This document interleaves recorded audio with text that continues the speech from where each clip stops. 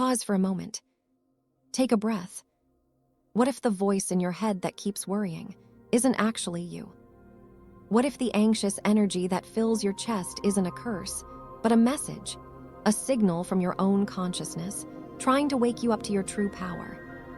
So many people are living inside storms of thought, never realizing they are not the storm, they are the sky. And when you remember that, your entire relationship with anxiety begins to change. The ancient mystics all understood this. The Zen masters taught, observe your thoughts like clouds passing through the sky. They knew that the moment you watch anxiety instead of becoming it, you create space. And in that space, peace begins to breathe again. You don't fight the mind, you witness it. You let thoughts rise and fall like waves, knowing the ocean remains untouched. Marcus Aurelius, the Stoic philosopher and emperor, wrote, "You have power over your mind, not outside events. Realize this and you will find strength." Anxiety fades when we stop trying to control the world and start mastering the meaning we give to it. You can't always control what happens, but you can always control how you interpret it. Every moment is neutral until your mind gives it shape. Kabbalistic mystics saw this as the flow of divine energy from the unseen world into the visible one. They said creation begins in silence, in the realm of spirit, and then moves down through layers of thought and emotion until it solidifies as physical reality. When that current is blocked by fear, guilt, or self-doubt, the energy twists into anxiety. The cure isn't to escape the feeling. The cure is to let that energy move again, to reconnect the heart with the source. Neville Goddard, one of the great modern mystics, discovered that imagination is the bridge. He said, feeling is the secret. You don't beg for peace. You imagine it until you feel it real, and the feeling reshapes your world. The outer world is a mirror, reflecting your dominant inner vibration. When you dwell in fear, you keep creating fear. When you dwell in peace, peace begins to echo back from the universe. So right now, wherever you are, let's do something simple but powerful. Close your eyes for a few seconds. Take a deep breath in through your nose, and as you do, imagine golden light entering your chest. Hold it for a moment. Then exhale slowly through your mouth, releasing tension, releasing the tightness in your shoulders, letting your jaw unclench. Breathe again. And as you breathe, whisper inside, I am safe. I am the awareness behind thought. Again, breathe in light, breathe out tension. Feel your body softening. Feel your heartbeat slowing. Notice, nothing outside you changed, but your state did, and the outer world always follows the inner one. The Hermetic masters summed it up in one timeless law, as within, so without. The entire universe is mirroring your state of consciousness. When you choose calm, life responds with calm. When you choose faith, reality begins to rearrange itself around that vibration. This is not superstition, it's inner physics. Your mind is a creative instrument, constantly broadcasting emotion and meaning into the fabric of existence. Every thought is a seed, and every feeling is the soil in which it grows. You cannot plant fear and harvest peace. You cannot nurture doubt and expect confidence. But you can choose what you feed the mind each day. Zen masters call it returning to the beginner's mind, the space before judgment, before labeling. When you live from that stillness, anxiety has no ground to stand on. It loses its power because there's nothing left to fuel it. You become like a mountain, silent and unshakable, while thoughts pass like wind across your surface. Marcus Aurelius said, "Today I escaped anxiety," or no, I discarded it because it was within me in my own perceptions. That's the key. You don't need to fight anxiety. You simply drop the story that feeds it.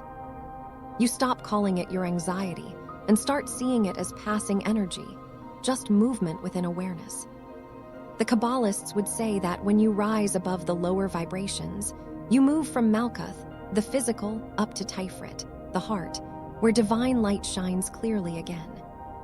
From that level, everything feels lighter. The fear doesn't disappear by force. It dissolves naturally, like mist in the morning sun. And here's the secret Neville Goddard would whisper to you. Your imagination is the tool of God within you. You are not a powerless observer of life. You are the dreamer of the dream. When you close your eyes and feel yourself already peaceful, already whole, you are literally creating that state in consciousness. And consciousness is the only real cause. The world you see is the echo of your inner tone. So practice this.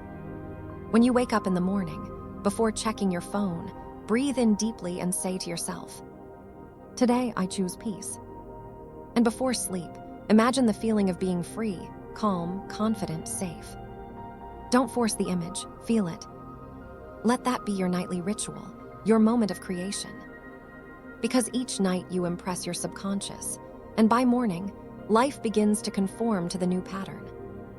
The Egyptian mystics said every heart is a temple, and every thought a prayer. Be careful what prayers you repeat.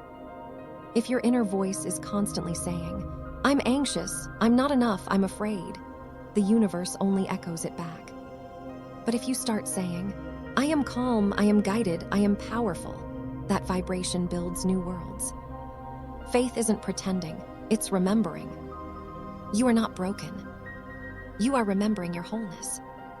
Every time you return to the breath, every time you choose a higher thought, every time you imagine peace instead of fear, you are walking back into alignment with your true self, the self that never feels anxious, because it's eternal and untouchable. So the next time anxiety visits, don't run. Welcome it. Watch it. Breathe with it. And gently say, "Thank you for reminding me that I forgot who I am." Then breathe again and return to the quiet space within. That space is God. That space is peace. That space is you. If this brought you even a moment of calm, share it, not because I said so, but because someone else out there might be drowning in thoughts, waiting for a breath like this. You could be that breath. Remember, what you hold inside, you project outside. Be the light that your world reflects. Peace isn't something you find. It's what you become when you stop resisting life and start remembering your true nature. When you start to live this way, every small moment becomes a spiritual practice. Washing your hands becomes a meditation. Walking outside becomes a prayer. Each ordinary act is a chance to come back to yourself and remember, I am awareness, I am peace in motion. Notice how your mind loves to race ahead into what might happen next. That's the birthplace of anxiety, a mind trying to live in a future that doesn't exist yet. The masters all agreed on this one truth. The present moment is the only door to freedom. If you bring your attention back here to the sound of your breath, the weight of your body, the rhythm of life around you, you step out of time and into eternity. Nothing terrible can reach you there, because the present has no story attached to it. There is only awareness, only life unfolding. Buddha called this right mindfulness. He said, when you realize how perfect everything is, you will tilt your head back and laugh at the sky. Perfection doesn't mean nothing ever goes wrong. It means every experience, even discomfort, becomes a teacher. Anxiety is not your enemy. It's your signal that you have forgotten your center. Once you hear the message, you can thank it and let it go. The Hermetic philosophers described this same principle in the language of alchemy. Lead represents fear and ignorance. Gold represents wisdom and illumination. The purpose of the spiritual path is to transmute lead into gold, not by rejecting darkness, but by understanding it. Your anxiety is the raw material for transformation. Every time you meet it with compassion instead of resistance, you are practicing real alchemy. Think of your mind as a garden. If you plant seeds of worry, you'll harvest stress. If you plant seeds of gratitude, you'll harvest peace. You can't control the weather, but you can choose what grows in your soil. So start each morning with one simple act.